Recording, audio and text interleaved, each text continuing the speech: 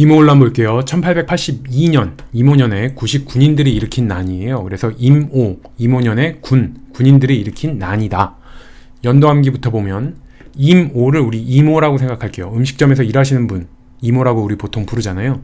그래서 음식점에서 음식이 안 나와. 그럼 어떻게 해요 우리? 이모 빨리! 이모 빨리! 이러잖아요. 그래서 임오군란은 82년에 일어났다. 이렇게 생각하시고요. 임오군란의 원인은 신식군대에 차별을 받은 99인들이 폭동을 일으킨 거예요. 그리고 이 강화도 조약 체결 이후에 쌀 수출을 하면서 쌀값이 폭등을 하게 돼요.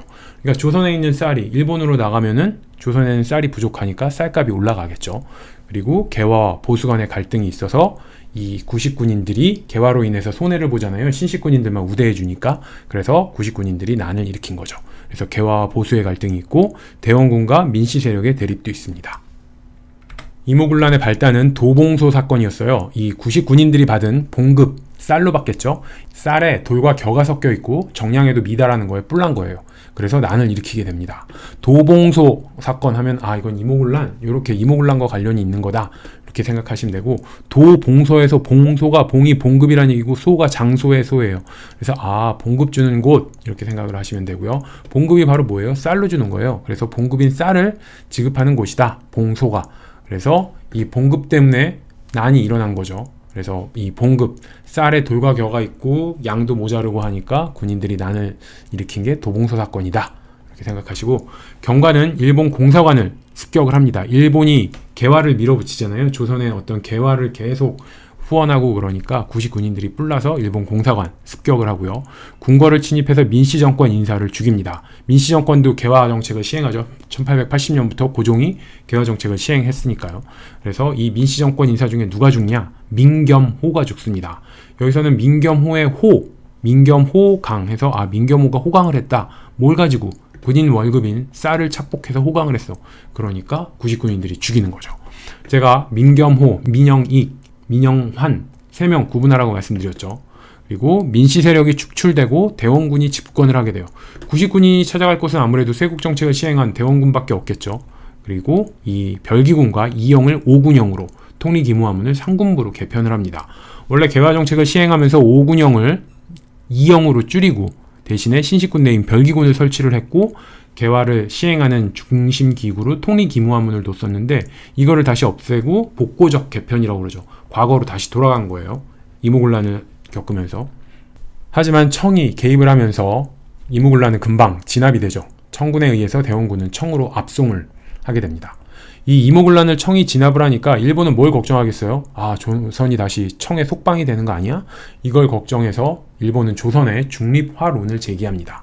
강화도 조약 체결할 때도 일본은 어떻게 했어요? 1조에 조선은 자주국이다 이걸 넣어서 청과 조선을 분리시키려고 했잖아요. 그래서 계속 일본은 어떤 청과 조선의 분리를 위해서 갑신정변 때도 그렇고 노력을 합니다. 임오군란의 결과 볼게요. 일본과 제물포 조약을 체결을 해요. 이 임오군란 때 제물포 조약을 체결하고 갑신정변 때는 일본과 한성 조약을 체결해요. 그래서 이 시간이 지나면서 일본과 조약 체결지가 서울과 점점 가까워져요. 처음에 강화도 조약 때는 강화도였죠. 그랬다가 임오군란 때는 제물포 조약, 인천으로 가까워졌어요.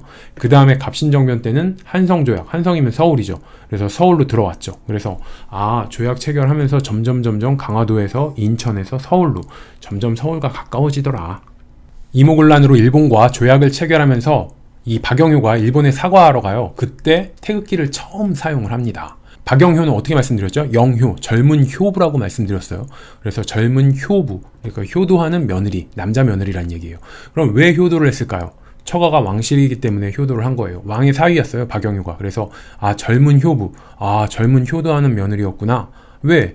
처가가 왕실이었기 때문에. 그래서 왕의 사위였다. 이렇게 생각을 하시고, 이 박영효가 3차 수신사로 일본에 사과하러 갔을 때 조선 정부를 상징하는 태극기를 사용했죠. 그래서 일본에 사과를 할 때는 좀 더 진정성 있는 사과를 위해서 좀 무게감 있는 왕실 인사, 왕의 사위인 박영효를 보냈고, 이와 더불어서 조선 정부를 상징하는 태극기를 가지고 가서 태극기를 처음으로 사용했다. 이렇게 생각을 하시고, 임오군란 때 일본에게 배상금 50만 원을 지급을 합니다. 가만 보면은 임오군란 때 제물포 조약, 갑신정변 때 한성조약, 다 일본과 조선 간에 체결한 조약인데 둘 다 조선은 일본에 배상금을 지급합니다. 그러니까 무슨 일만 있으면 일본은 우리 조선에게서 돈을 뜯어내는 거예요. 그런 애들인 거예요, 일본이. 그리고 일본 공사관에 경비병을 최초로 주둔을 한 게 이모군란 때예요. 그래서 최초로 일본 군대가 조선에 주둔하게 됩니다. 이 제물포조약 때는 경비병이 주둔을 하고 차이가 갑신정변, 이 텐진조약 때는 청일 양군이 공동으로 조선에서 철병을 해요. 왜 그러냐면은 러시아, 영국도 그 당시에 이제 호시탐탐 조선을 노리고 있었기 때문에 러시아, 영국도 조선의 군대 주둔시킬까봐 청일 양군이 야 우리가 먼저 철병하자. 그래서 갑신정변 때는 청일 양군이 공동 철병하고 제물포조약 때는 청나라 일본 군대들이 다 조선으로 들어온다. 이런 차이가 있어요. 이모군론으로 청나라와는 조청상민 수륙 무역 장정을 체결을 해요. 그래서 이 청상인이 개항장을 벗어나서 상업할 수 있는 내지 통상권을 부여받습니다. 내지, 내륙 안에서도 통상, 장사할 수 있는 권한을 부여받는 거예요. 자, 일본이랑 비교해보면 일본은 조일수호조규 부록에서 처음엔 10리였어요. 그랬다가 82년 조일수호조규 속약에서는 50리까지로 확대됐고 이때 82년에 청나라는 이모군란 진압하면서 내지 통상권을 부여받더라. 그리고 이 이모군란으로 민씨가 다시 재집권을 하게 됩니다. 그래서 민씨 일파는 친청 정책을 강화하면서 동도서기적 개혁에 박차를 가한다. 그러니까 이모군란 청나라가 해결해 줬잖아요. 그러니까 아무래도 민씨는 친청 정책을 강화할 수밖에 없겠죠. 그리고 동도서기적 개혁, 동양의 도와 서양의 그릇, 그래서 기술만 서양에게서 가져오는 그런 개혁에 박차를 가하는 온건개화라고 생각을 하시면 돼요. 그러다 보니까 아무래도 급진개화파는 소외가 되겠죠. 그러면서 온건파, 개화파 안에서도 온건파와 급진파 간의 갈등이 생기고 이게 갑신정변으로 표출을 하게 되더라. 그리고 이모군란으로 척화비를 철거하게 됩니다. 이 고종은 동도서기론 교서를 반포하면서 척화비 철거 명령을 내려요. 이 이모군란이라는 게 구식 군인들이 개화에 반대하면서 일으킨 난이잖아요. 근데 이 위정척사의 상징과 같은 척화비를 고종이 철거하면서 굳건한 개혁 의지를 표방한 거예요. 너희들이 아무리 반대해도 난 계속 개화를 끌어갈 것이다. 그러면 의미에서 척화비, 이게 세국정책을 의미하니까 이 척화비를 철거를 하면서 개혁, 개방의 의지를 보여줬다. 이모군란의 영향 정리해보면은 일본과 제물포조약을 체결하고요. 청나라와는 조청상민 수륙 무역 장정을 체결하고요. 고종은 척화비를 철거했죠. 두 문자를 따면 이렇게 돼요. 이모, 재물, 상, 척 이렇게 되는 거예요. 그래서 이모가 임오는 그냥 이모라고, 이모가 재물로 바쳐져서 상처를 받았다 이런 얘기예요. 자, 괴물이 마을을 공격했어요. 누군가는 재물로 바쳐야 되는 상황이야. 근데 사람들이 늙고 병든 이모를 재물로 바친 거예요. 그럼 늙고 병든 것도 서러운데 재물로 바쳐지니까 이모는 어떻겠어요? 재물로 바쳐져서 상처를 받았다. 그래서 이모가 재물로 바쳐져서 상처를 받았다.